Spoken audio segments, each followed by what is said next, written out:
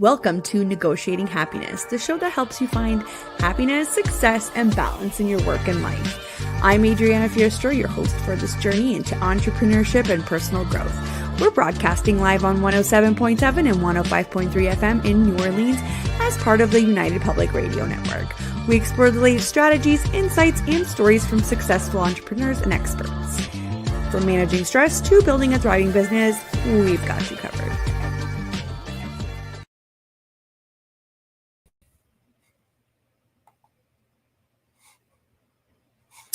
Good afternoon, everybody. This is Adriana Fierstro, and I'm your host of Negotiating Happiness, and we are broadcasting live on the United Public Radio Network and UFO Paranormal Radio Network at 105.3 and 107.7 FM in the beautiful city of New Orleans.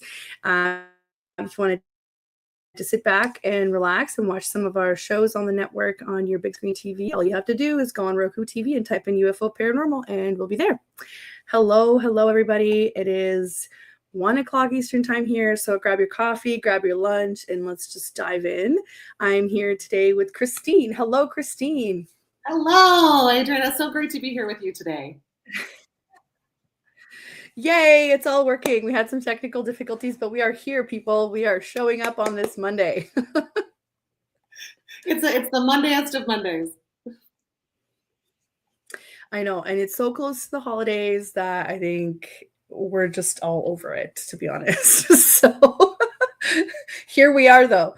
Best foot forward, right? So today, thank you so much, Christine, for coming on. We will be diving into your experience about why being yourself is best in business strategy and in life. So I can't wait to talk about this advantage of, being authentic and what that means and how you work with your clients to kind of put that forward. Just a reminder, everybody, that we are live. So if you want to send in your questions and comments, we would love to hear them or see them. If you are over on the Instagram side, I have to post them as my own comments over here for you to see it on the screen, but please don't be discouraged. Even if you're on Instagram, we will be watching out. And if you have any questions for Christine, please let us know. So who is Christine? I'm just going to do a little quick intro here. So Christine is a speaker and life coach who's passionate about guiding women to living more fulfilling and joyful lives. Christine leads her clients through their personal growth journey to support them as they learn how to deepen their connection to self, build confidence and self-trust, and release what no longer serves them so they can clear the path to make empowering decisions for themselves and live more authentically in a life they enjoy. Christine juggles various projects, one of which is running Bloom social events with her colleagues, which is one of my favorites. This is how I met Christine. So stay tuned. I will be asking Christine of what's coming up on the calendar in the new year. So again, thanks so much for coming on. I would love to start out a little bit. We usually do, we kind of dive into, what does your entrepreneurship journey look like, Christine? How did all of this start? Well, thank you again for the lovely introduction. And it's kind of a long story, so I'm going to try to short form it for you because I can tend to be quite a long form talker. We like to talk. It's okay. We like to talk. Okay, that's good then. I actually got started on my entrepreneur journey back in, when was that? 2018. I was working corporately and not really loving my life and found myself frustrated more than happy and excited in the life that I was living and the experience I was living. And so I'd had this, what I refer to as a heart fart. I had gone out there and seen an opportunity and got really excited about it. And it took me about 1.5 years to bring it to fruition and eventually leave my corporate job and jump into something that was completely different than what I was doing corporately. And started running boutique wine tours from Waterloo region here in Canada, where I live, to a region not too far from me. So they were like day trips. I took people out for experiences, brought women together, primarily women together. And we had great conversation, great experience, food and drink, and all the things. And it was a ton of fun. I really enjoyed it. And then, of course, the pandemic happened. And here in Canada, especially in Ontario, things moved a lot slower at this side of the world. And so, unfortunately and fortunately, it had really great impacts on my business. So I went from growing the business about 300% by year 2, and then facing real challenges because I couldn't do much of my business in the world. But one of the things I really connected with was how in that time, so many people were losing connection. They weren't feeling joy. They weren't having fun. They weren't connected to anything because we were all home alone. And so I started creating virtual experiences and just bringing people together. And I think that it's kind of where my heart lit up even more, because as much as I didn't love being virtual, I was still able to connect with people in a way that alivened them, right? That took us out of this really not so fun time and moved into something that was more fun. And the long and the short of it, I told you, I'm giving you kind of the long, short version, is that after a couple of years of doing that and doing all of the things, and when everything opened up and I was doing the tours and I was doing the virtual parties, and I was doing all these different things, I actually ended up burning myself out. And I came to a conclusion not too far after absolute burnout and needing to just completely take a time out, complete break, and leave my business, because I realized that my people pleasing and my wanting and desire to make everybody else around me happy had completely taken over my experience and took all the joy out of my life. And I found myself pouring into everybody else's cup except for my own. And it literally depleted me 100%.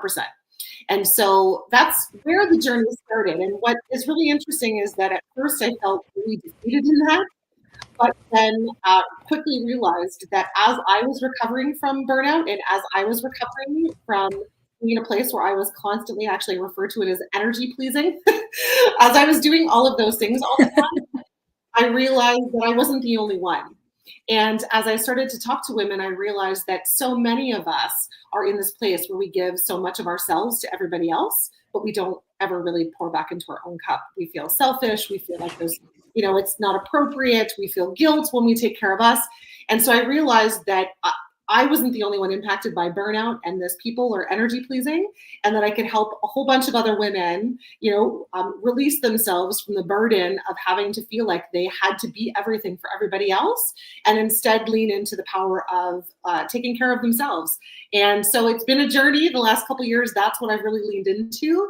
And so I primarily support women as they are on their journey, whether they're entrepreneurs or career women, or they're just looking to improve the experience of their personal life. I help them to uncover, the power within them and the desire to do more for them, because that's where our joy comes from, is not just pleasing everybody else and standing in like everybody else, wants us to or needs us to, but standing in a way that also, lifts us up, also fills our cup. And it's a win-win is essentially what I help women to do. Right. And thank you so much for sharing that story. And I just wanted to point out that it can't be easy deciding to give up on something that you started out of pure joy or that you've poured so much of yourself into. And it's never an easy task to even be done with it completely. I find that as women, we decide to take it on, and then say, oh, this is too much. Maybe I'll just take a break.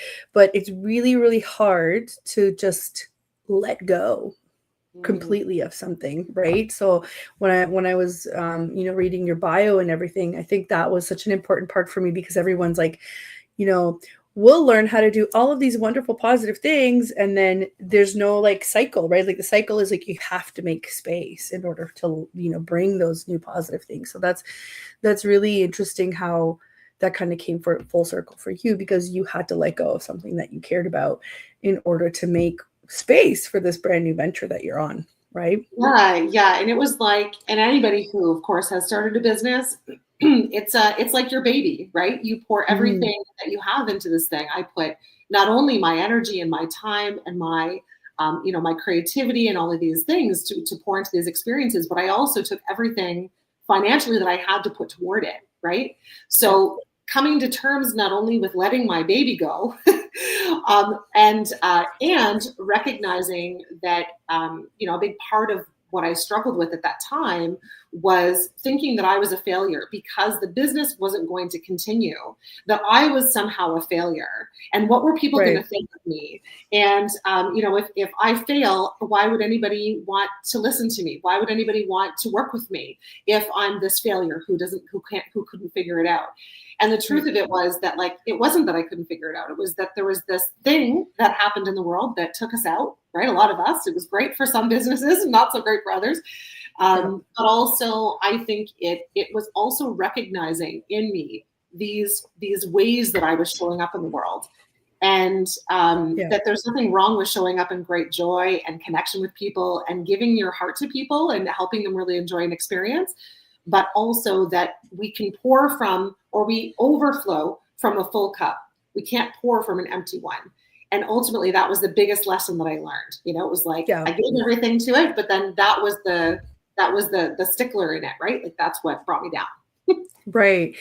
And we also do it from a place of fear, because if we weren't fearful, we would learn how to let go of things a lot easier. It's like you said, it's like, why would people be listening to me? So it's not only do you have to get over what other people might think of it, you have to get over your like inner fear of what does that really say about me. But we've had many episodes where we talked about how you can learn and grow from failure, right? And I love using this example, but everybody in the digital space knows Canva, right? And Canva is a large platform. If you don't know it, for graphic design, for you do all of your marketing materials on them. Huge platform. Everybody knows it. Everybody uses it. It's a subscription. It's paid or free. Really great reach. I think the creator of Canva got turned away 40 times for capital. Imagine if she had just said, I'm done hearing no, or I'm done with this project. I'm done. Then we would never have Canva. We would never have something. And don't get me wrong, I was into that graphic stuff before then. And while the platforms were wonderful, they were not Canva. They were not as user-friendly. They were not as easy to, easy to explain to other people. This was really great for the people in our sphere. So imagine if that person would have given up. So now this is a story that I use all the time. It's like, what are you afraid of? Is this somebody else saying no to you? Who cares? Move on, right? Imagine if that's you. Yeah, well, and the fact that, like, nobody other than us knows what's possible for us, right? Right. So, like, we know inside of us what we're capable of, and we're often looking outside of us to get the approval of others to move forward with that thing. And the truth is that nobody else knows what we're capable of. Nobody else knows what's truly on our heart. Well, nobody else knows what is possible for us except for us. Right. And without taking risk, we will never know if it actually is for us. And like you said, if we don't ever experience failure is often our greatest teacher, right? Right. Because it means that I'm sure you've talked about this in your show lots of times. It's like, as soon as we try something, like, we're putting ourselves out there. It's like a really vulnerable place to be. And it's also a practice ground, right? It's like we get to get out there and try something. And, like, I'm not going to look back on my life and go, oh, I didn't know because I never tried. Instead, I'll be like, oh my gosh, look at all these things that I learned and all these things I got to create and all these ways I got to support people because I was willing to take the risk to step out of my comfort zone and do the thing anyway, Right. It's amazing. Yeah. So we have a comment here from Leaders Lounge Canada. Hello, Phil. I love that you're tuning in. And she says, love that. What an awe moment. You can always pivot. It's so true. You can always pivot. And I work with a lot of small businesses that have been super successful for the past 10, 15 years, but the landscape has just changed. So it doesn't take anything away from them, but now they're experiencing some difficulties because they're not used to this new landscape. And it's like, you're not failing, it's just, you have to pivot. You have to continuously change and move and evolve, right? And this is part of it. Yeah, things are always changing and there's going to be always a different approach. And, I think that's one of the biggest things too about also doing things authentically and doing things that feel right for us is not just necessarily jumping on every trend, but finding the things that really fit us, really work for us, really align with us, Right. What is one thing that you would say to somebody who is kind of in the middle of making that kind of a decision? What is one thing that you wish somebody told you when you were in that position? Which position exactly? Needing to pivot? Like when just pivoting and just learning to let go. You know what I mean? Yeah. I would say the first thing is like, I wish someone had just told me to take a breath, you know? Take a breath and just ask yourself, what makes you the happiest? Because if something is taking all of your energy and joy, and it is just taking from you and it's not pouring back into you, then it's probably not for you, right? Right. We're not here to be in pain all the time. We're not here to be suffering all the time and just, struggling through all the things constantly just to get to the end goal. The end goal can change. The whole landscape can change. We can completely change our mind on what we're doing. We just have to ask ourselves, what feels best for me outside of what everybody else out there says or what they want? What is best for me? And how can I best move forward that's going to feel aligned, that's going to feel good?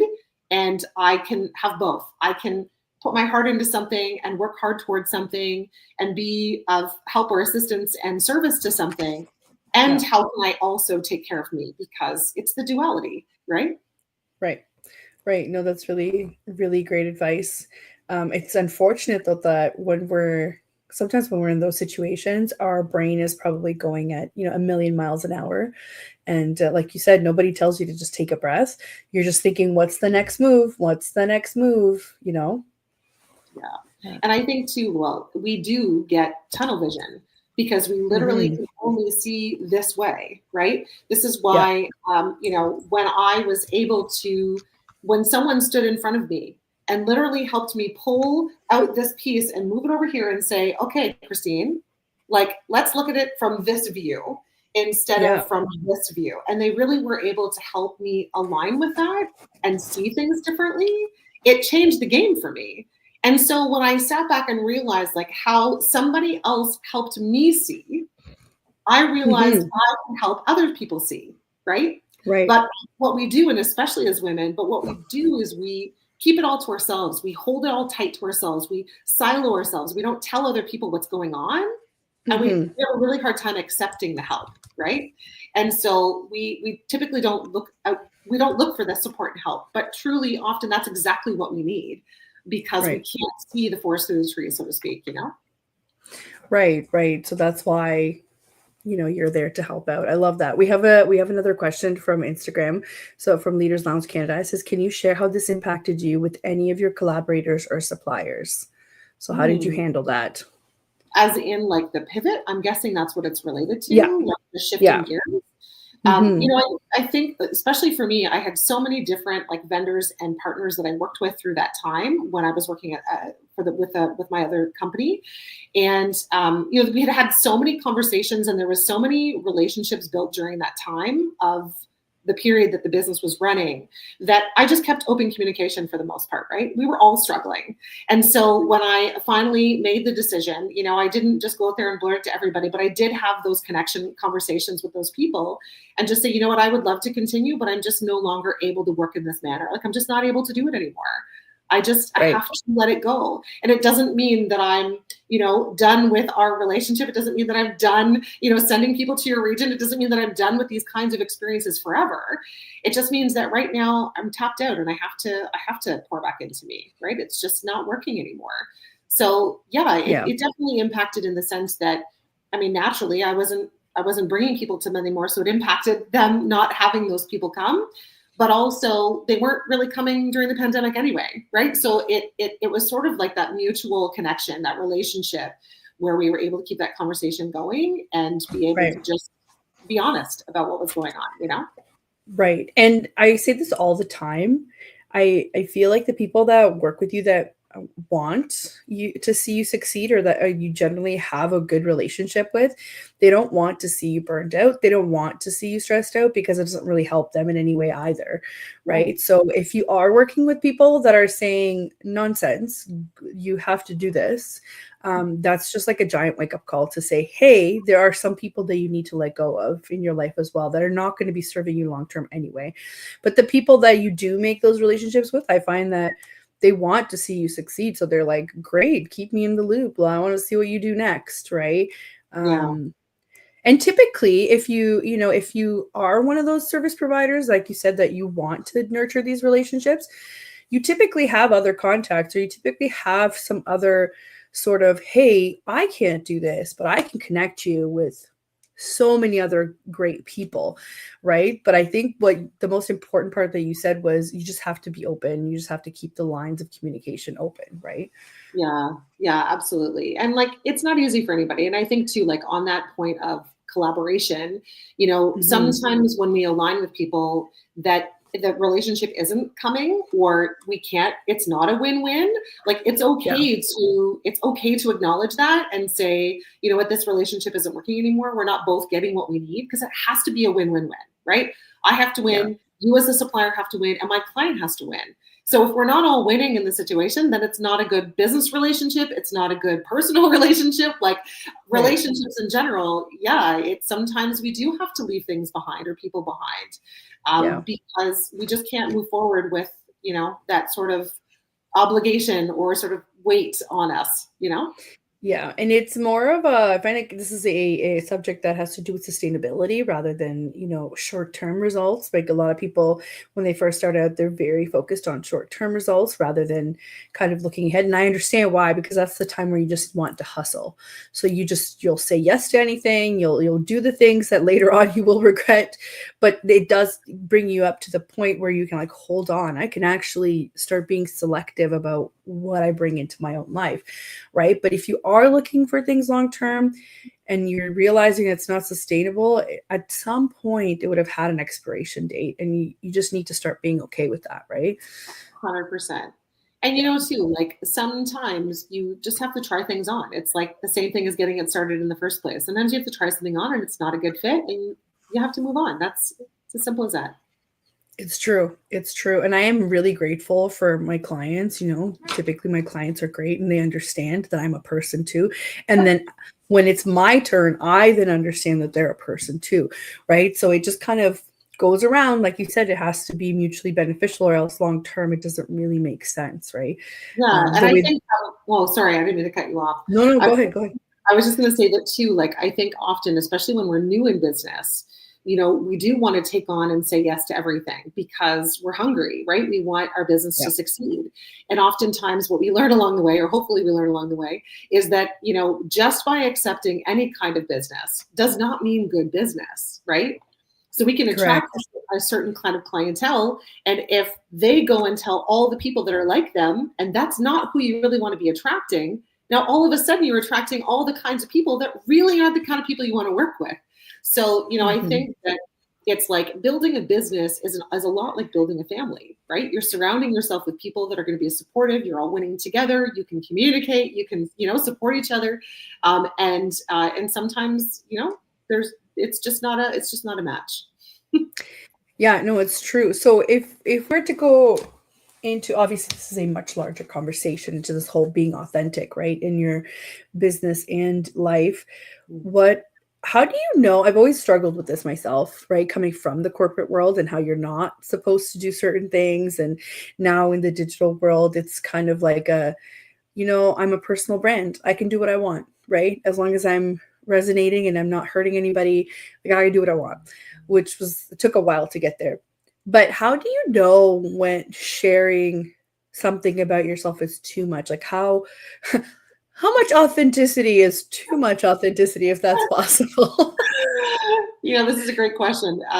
First, I think that it's possible that some people misunderstand what it means to show up authentically. It doesn't mean just spilling out everything and all the things all the time. That is not really authentic, right? It's I would say that it's mostly what a rule that I live by with some colored lines, some jagged lines I can color in and outside of, is that if I am sharing something, because usually for me, authenticity equals vulnerability.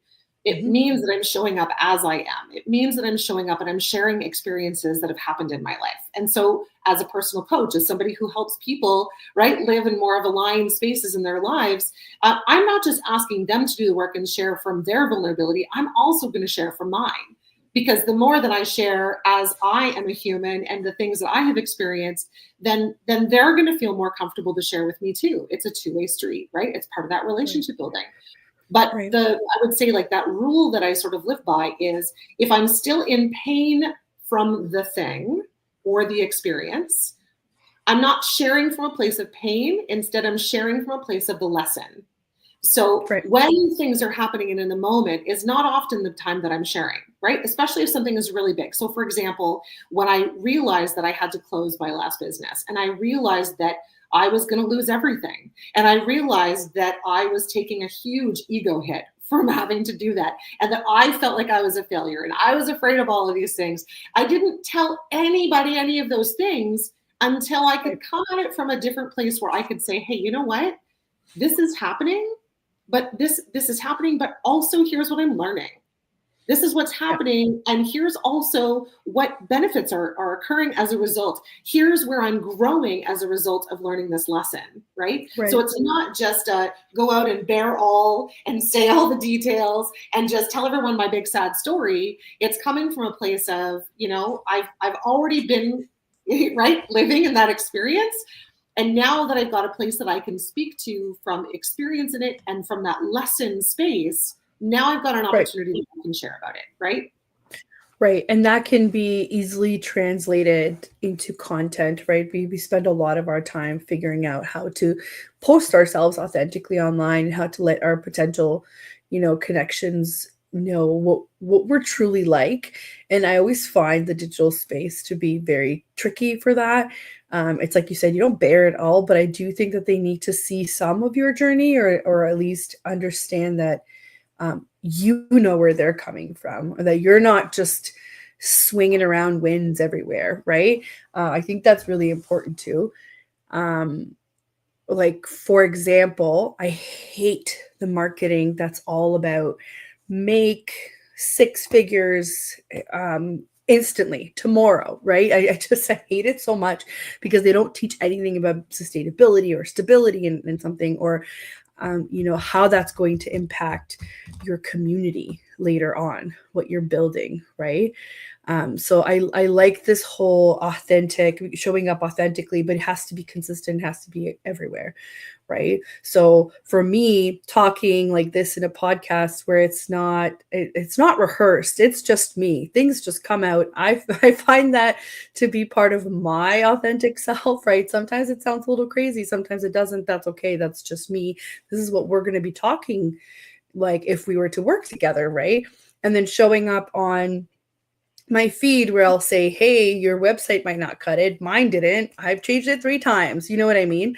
So to me, it's like this fine balance of what do you think people are going to take out of it in terms of value? Is that valuable, or is it just becoming like one of those, like, like, are you going to be an influencer where they get to see you live, like crying and screaming because something happened, right? Like, that's not the goal, I don't think. So that question had to be asked to say what's authentic. Yeah, well, an unpopular opinion, would be that we're not always going to do things that are for everyone, number one, right? And I think we're often quick to, we hear 50 people say, oh my gosh, this is amazing, I love this. And then we hear one person say, I don't like this, you should do this, you should do that. And we hone in on that negative, right? Our brains are kind of tuned into that negative comment. And it's like we want to fix it, right? But the truth is, we have 50 other people that have consumed your service or enjoy what it is that you have to offer. And that one person out of 50 is not enjoying or aligned with your service. That's okay. They don't have to be, right? Not everybody is going to be your customer, right? And I think that when we're showing up authentically in our businesses, we're showing up and not everybody's going to want to hear what we have to say. Not everyone's going to align with that. And that's okay. right? Right. Yeah. No, exactly. It just seems to me that it's now a race to who can do socials better these days, and we talk about this a lot, and that's just not the vibe, right? Like if that's what you're worried about, maybe that's the kind of industry you're in, fine. But typically the people that we talk to are not those people. They're the people that are trying to sell a service, that have passion for helping others, or for providing others with some sort of value, right? So creating a community is probably a lot more important than getting the views, or honing in on. I love it when people start shaming other people, and you're like, okay, you've definitely lost like the goal here, right? Not to say here's a real topic that we talk about all the time, like scope creep, and people not seeing the value in your service. So then we start talking about what is the ideal client for you, but we wouldn't, you would never go on and say, how dare you, so and so, you can go do it yourself then. Like that's just wild to me when I see that online. Yeah. Right. Yeah. Well, and the other thing too is like, again, we're often hearing all of these shoulds. I should show up in social media this way. I should be going after this many clients. I should be making this kind of money. I should be, having this achievement goal. And Right. don't get me wrong, achievements and goals are awesome things to have on your plate, and they're great things to strive for. And also, is that when we are building relationships and we are building business, like I come from, and I believe you're the same, is like a heart-led space. If I'm coming from a heart-led space and I have a heart-led business, my number one focus is not on my revenues coming in. It's amazing when they come in. It's awesome when they come in.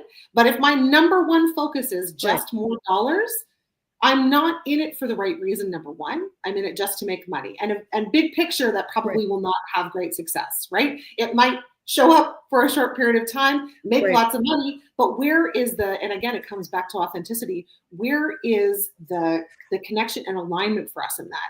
So what are we going after when we're just looking to have more followers, have more clicks, have more money in the bank account? It's like, well, those are the achievement markers.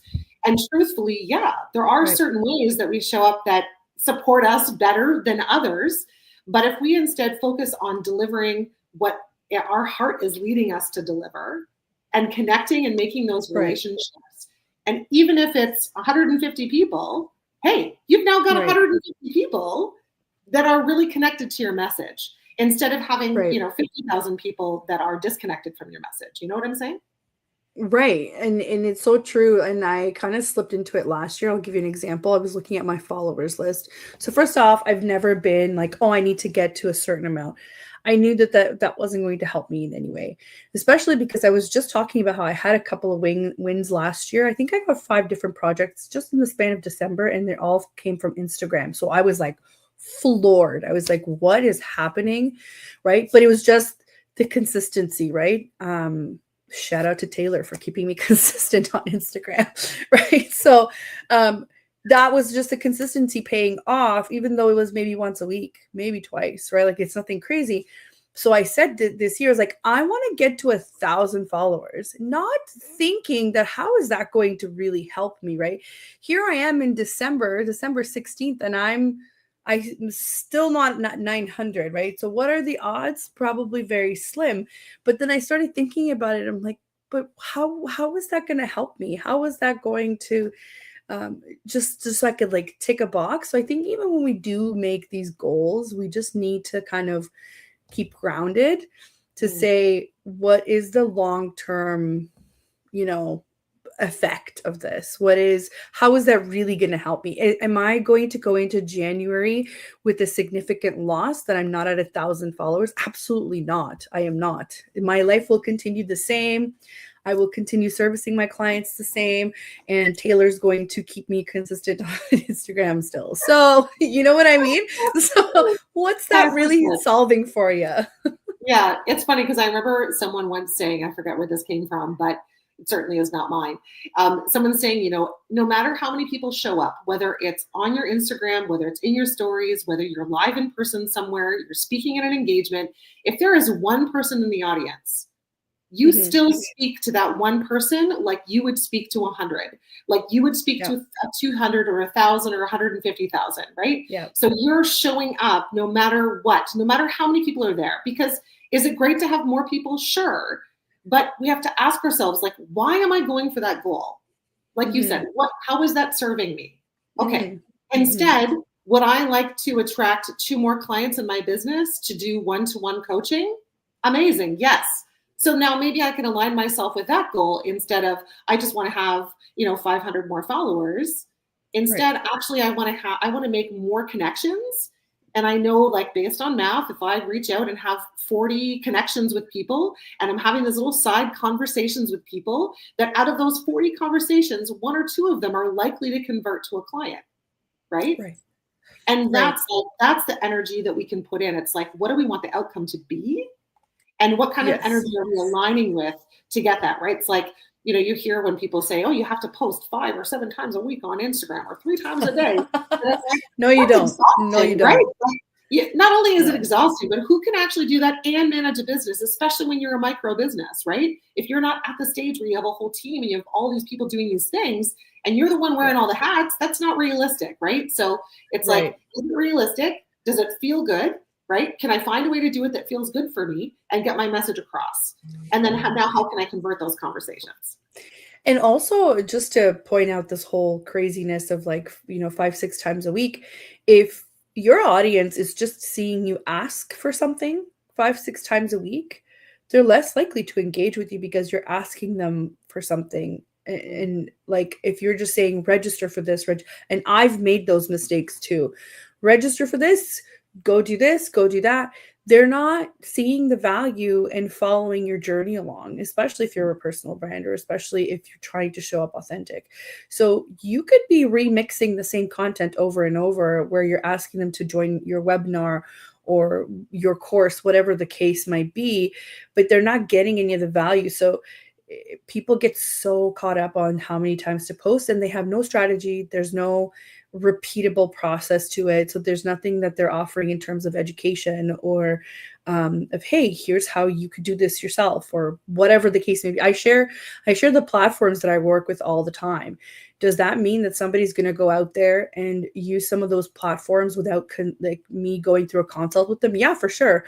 Does that take away from me? No, because those are the people that weren't ready to invest anyway, because they're testing the waters and it's okay to do that. It's okay for them to see, oh, this actually involves a lot more than just logging in. You know what I mean? And then eventually they might make their way back to say, hey, I'm getting information from your account.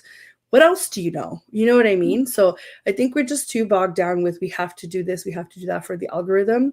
I think once we stop paying attention to the algorithm, our lives get a little bit easier. And of all people, I've tried to kind of keep up with the new ways of doing things for the algorithm. And I truly don't think that they ever reveal what the actual algorithm does.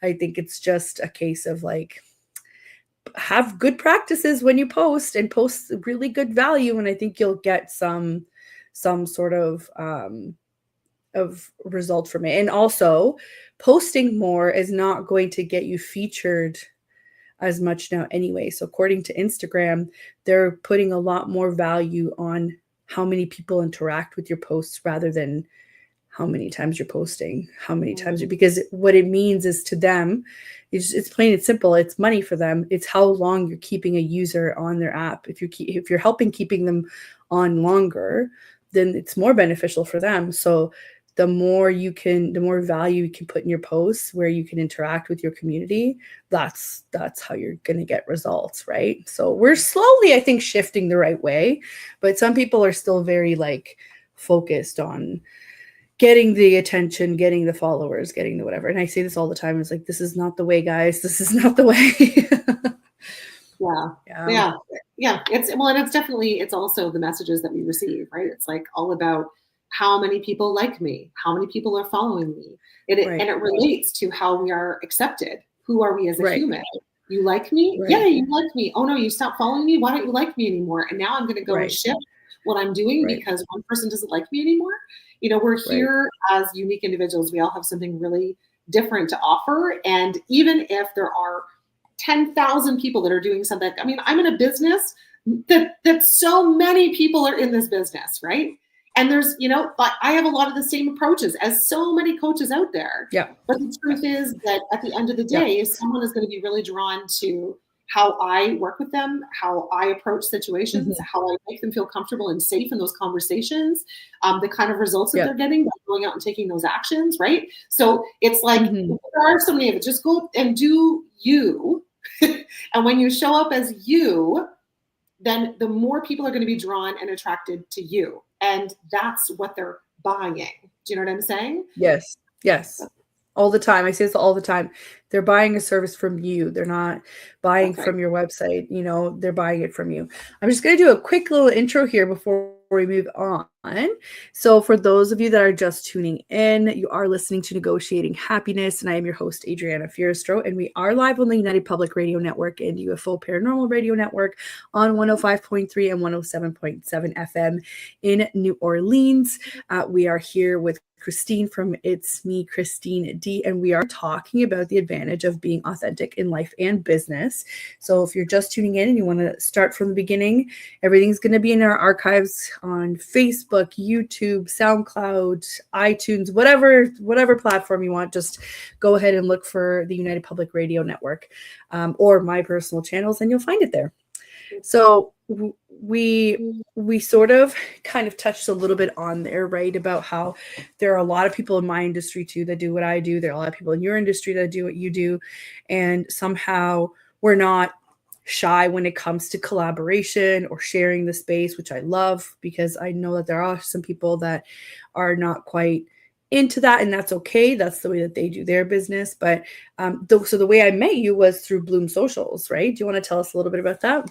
Yeah, sure. So I, as a coach, and I have been kind of putting myself in different rooms, as I leaned out of my previous business and into doing things differently, and not only growing as a human in my personal growth journey, but also assisting others. I started opening my heart to meeting other women and building collaborations, because I feel like, kind of like what you were alluding to, is that so many feel like, there's only so much out there. And if I give this to you, then there's not enough for me. Or if you go and do that thing, then there's not enough for me, and I have to compete with you to get that. And the truth is that actually, no, there's enough for everyone. And just based on what I was saying a few minutes ago, is that when we show up more as who we really are, right? Stop pretending and hiding who we are, hiding those little quirks and those unique things about us, that we actually start to connect with people in a more authentic way, in a real, genuine, connecting kind of way. And so as a result of just building more of those relationships, I ended up meeting the 3 women that I co-host Bloom with. And we'd known each other through different, networking groups and spaces and places before, but it never really come together. So we ended up working together like over a course of 24 hours and got to know each other really, really well in that very short period of time. And almost immediately knew that there was this really cool connection. And as much as all of us are coaches, and as much as all of us help to guide women in some very similar ways and then some different ways, that we didn't see each other as competitors. Instead, we saw this opportunity to, allow more women to open their hearts and follow their heart into what it is that they want to do, right? And whether that's in business or in their personal life, but like opening up conversation to help women be seen, to help women use their voice, to help women build their confidence. Like we had all of these connecting sort of values that we wanted to bring and make it real for people. It's like we all kind of hide and we don't really talk about the things that are really going on in our world. And we really wanted to create an opportunity for people to come together. So that's how the Bloom was born. First, we hosted our first Bloom event last year in March. It was it last year? I'm like, wait, was that this year? Never mind. Anyways. Yeah. We're almost there though. Almost there. But essentially we came together for an event. We had over 100 women in the room, and it was incredible. And it just created this opportunity. We realized, okay, it's not just our hearts. It's not just us who really want more rooms, that there's opportunity to grow, an opportunity to tell real life stories, an opportunity to connect in a deeper and more profound way and lead us to more personal growth and doing more of what we want to do in the world, that this is something that women want. So we quickly kind of just tried to, okay, well, could we do another Bloom event? And the truth is that a big event like that took a lot of energy and planning. And as much as we want to continue doing those, we wanted to find a way that was a little more accessible, not only for us, but for the people coming. So we decided to host a smaller, more like panel discussion and workshop style event that would be in an evening. And our first one was hosted just in the, oh my gosh, when did we do it? In the fall, in September. And and now, of course, we're leaning into our second one in February. And the events are amazing. And we're talking about, you know, things that women are facing, things that women struggle with. And it's really important to have these kinds of conversations, because we often think that we're alone in what we're experiencing, and we're not. Right. We never are. We're not. No, we're not. And that's so I attended the one in September, and I have to say, like, I've gone to many networking events, and I don't even know if I would call this a networking event. I mean, it is and it isn't. I think if you're making connections that are authentic, ultimately that's what you're doing. You're networking, you're growing your network, whether you want to look at it from a stuffy business point of view or not, but it's definitely not that. And I remember when Andrea told me, you know, she kind of warned me to be like, it's not your regular event. And I was like, yeah, okay. And I just found myself very much surrounded by people who were sharing not only their highs, but their very low lows. And it almost, as I'm, you know, I'm all about that. But I think I found a new level of all about that, because I was a little bit like, oh my God, how can you guys, like, how much strength do you have to sit there and tell us about all of this, right? And I was saying to Andrea, I was like, I hope I didn't seem like I was rude. I don't even know if you could see me, right? There was so many people there, but I was purposely distracting myself with my phone as I was listening, because I didn't want some sort of like emotional reaction to come out, which is, I guess, the point of it, right? It's such a different feeling for me to be in a room with a lot of people like that, and to have those kinds of, because it goes back to like, you have to be professional. You have to wear professional clothes. You have to speak professionally. You can't put hey in an email. How dare you? Or like, you can't, you know, you work at all of these professional places. How dare you have pink hair, right? It just goes to that. So it was a little bit like undoing some of those, you know, behaviors that were taught early on, to be like, a bunch of women got emotional and they learned something from it and they had a great time. And that's okay, right? Like, let's do it again. So needless to say, I'm going to the next one. Amazing. I'm so happy to hear that. And you know, it's like, we've been taught shame from a really young age. And when things happen to us, we don't share them because we feel shameful about them. Right. And the truth is that when we start to talk about the things that we have felt shameful about, that shame disappears, that shame evaporates, because all of a sudden, when we're connecting, first of all, on that level, right, we're like, somebody else sees you share, and then they're like, oh, wow, like I can totally resonate, even though that's not my story.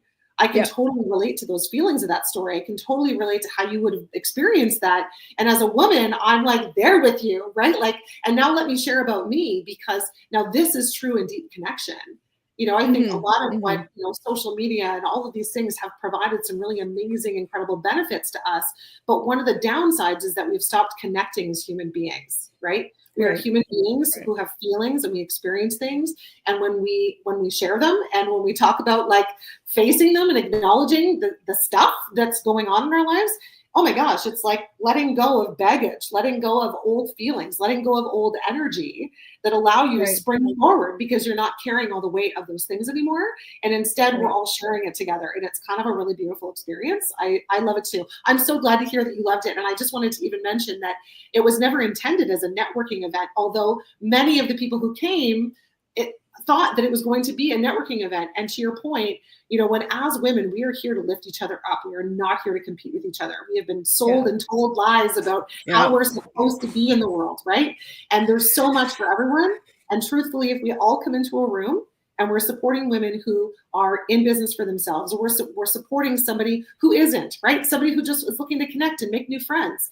And now we're just helping each other, because I go to a different room and I'm like, oh, hey, I know this Adriana girl. She could totally help you. I loved her energy. Now I'm going to refer her to you. Whereas like, I'm not going to refer you based on the fact that I got passed a business card, right?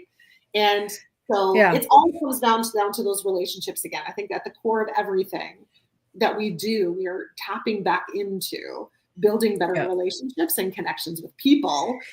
People first before business, right? Like, no, it's 100% right. And I'm a really big proponent now of in-person events, because you have to realize in life, you can't just turn your camera off. You can't turn the look that you have on your face off. You can't just, not make the meeting when or you have to go quickly and turn off your camera. It just doesn't work that way. And it puts you in these situations where it puts you out of your comfort zone. Like I was out of my comfort zone in a good way, right? Like I experienced something new. I actually knew one or two people there, which was kind of great. I was like, oh, hey, how's it going? Right? Like we were in the same room. It's also an indication. It's like, oh yeah, we're in the same kind of crowds. Like, this is good. This is a good indicator, right? And I just love the fact that there was something local that I could do, right? Because I am in the KW area and I typically end up going to all these events like Toronto way, right? So the fact that I was here, and I forgot to mention, guys, Christine is also in Ontario, Canada, but she works with a lot of different people, so you don't have to be in Ontario, Canada, right? Well, I mean, this is the beauty of it. Like one-to-one coaching can happen just about wherever you are. But I'm with you on the building more and creating more opportunities to connect in person. And I just want to acknowledge too what you said about, how you distracted yourself with your phone so that you didn't have to like show the emotion.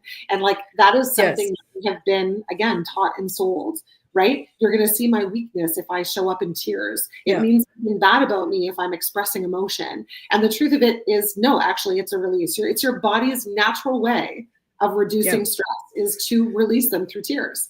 And so what a beautiful observation for yourself and for anybody who's listening to know that like there is no shame in the tears. We have been taught that there is, but there actually isn't, right? So I'm just kind of shifting that perspective a little. So one, I think this year's been my the year of self-awareness is what I'd like to call it. And two, this is again goes to that point of, women do business differently than men.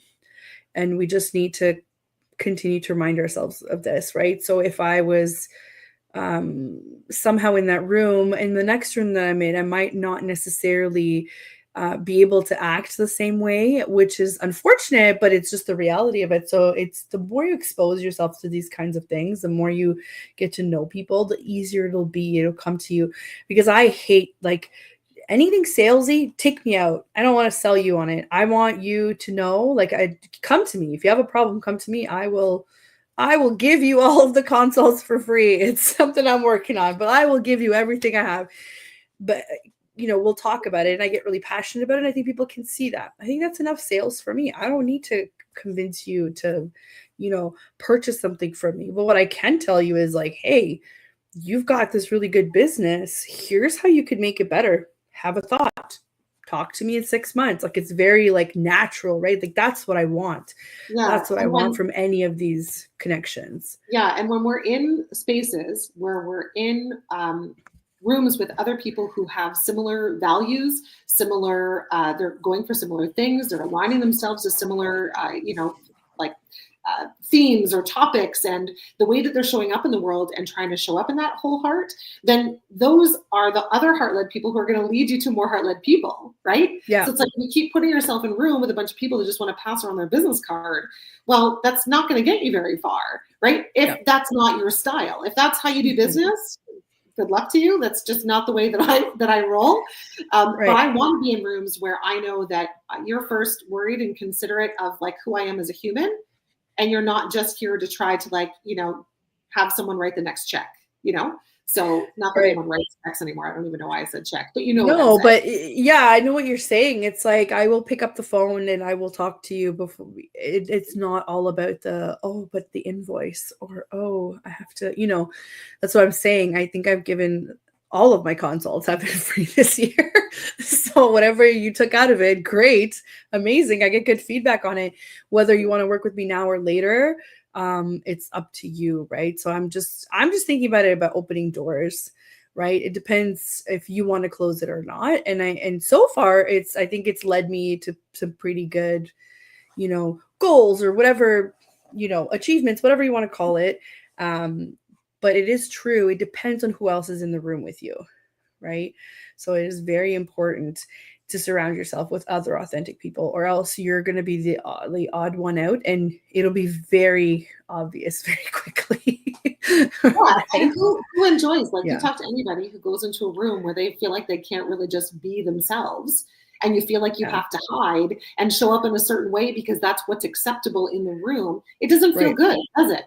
Like, now imagine going and doing business with all those people, or like trying to make friends with all those people when like your nervous system's all out of whack because you feel like you have to respond in a certain way, right? So like instead, when you're going into those rooms and building more, deeper and actual connected relationships, they're going to go a lot further, for sure. Yeah. So we're almost at the time here, because obviously I knew we were going to have a great conversation. We could probably continue this forever. But I have one last question. It's usually the last question. When I started this show about negotiating happiness, it was just about finding balance, right? Negotiating what your happiness looks like versus mine. It could be different.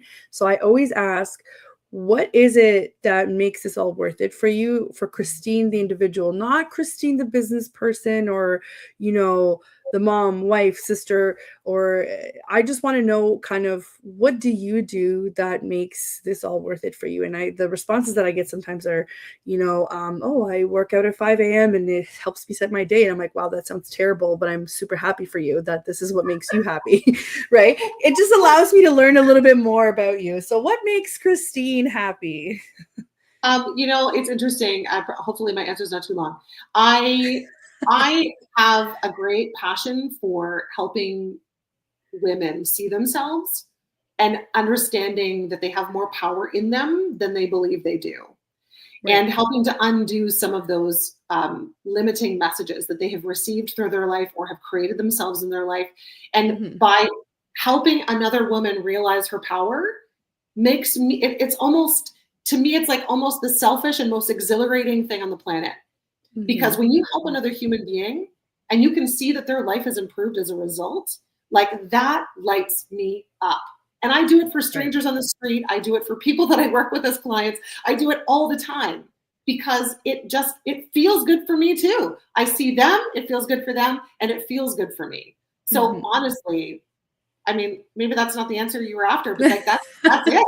Like, I do what I do because it feels good to help people. And I think that most of you are put here as helpers. We're put here to serve. So what's your balance? Like, what do you do to kind of help reset yourself for the next, little while? Like I unplug a lot. As an extrovert, I think people are often surprised to learn that I actually spend a lot of time alone. And I used to fill my alone time. I hear that. Right? I used to fill this time with like all the noise and all the things and all the events and like, I got to do all these things. And then when I created space for myself to just kind of be quiet, to meditate, to go for walks, to like enjoy myself in ways that don't necessarily need other people, it allows me that space to like unravel and unwind from all the energy in the world, because there's a lot going on out there, right? And, especially when we're wearing all these hats, taking that breath and time for ourselves, literally breathing deeply, taking moments is super important. And that's definitely what helps see me through. 100%. I love that. I need to get back to meditation. There's so many good brain benefits from meditation. So we are at the time here. Thank you so much for coming on, Christine. I think you need to come back this year and tell us more about all of the things that are happening for you. I've pasted some of the links. Go follow Christine on Instagram or Facebook at it's me, Christine D. And if you guys have any more questions, I don't know. I see Christine on Instagram all the time. So find her there or contact me and I'll put you in contact with Christine. And thank you for everybody who tuned in. We always appreciate your comments and questions. I love to know that other entrepreneurs are listening. This is literally why I do this. And thank you so much to everybody at the United Public Radio Network and UFO Paranormal Radio Network for the platform and for allowing us to have this spot on the interweb here to try and hopefully teach people some things, or to just maybe listen and have a coffee with us. I think that I will see you guys with new guests in the new year, but we will have 2 more replays if you guys want to tune in for the next 2 Mondays. And if I don't see everybody live again, have a very happy holiday season and a new year. And we will chat later. Thank you so much, Christine, again, and have a wonderful holiday yourself. My pleasure. Thank you so much for the opportunity to chat with you and share our hearts. It's been great. Thank you. Thank you.